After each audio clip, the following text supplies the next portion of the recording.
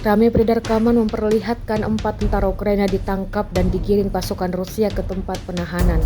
Para tentara Ukraina mengangkat tangan dan mengikut arah pasukan Rusia. Rekamannya beredar di Telegram pada Sabtu 20 Juli 2024. Dalam keterangan unggahan disebutkan, pasukan Rusia menangkap 4 tentara angkatan bersenjata Ukraina setelah merebut daerah benteng mereka di arah Pokrovsky. Tak ada perlawanan yang ditunjukkan para tawanan.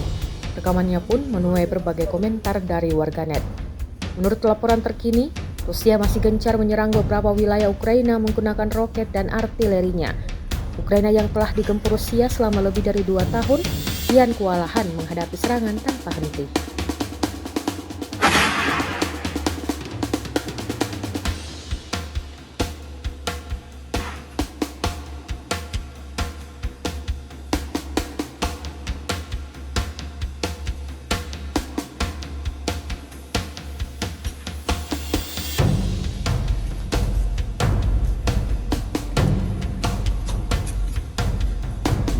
Нихуя вас там ебать народу было.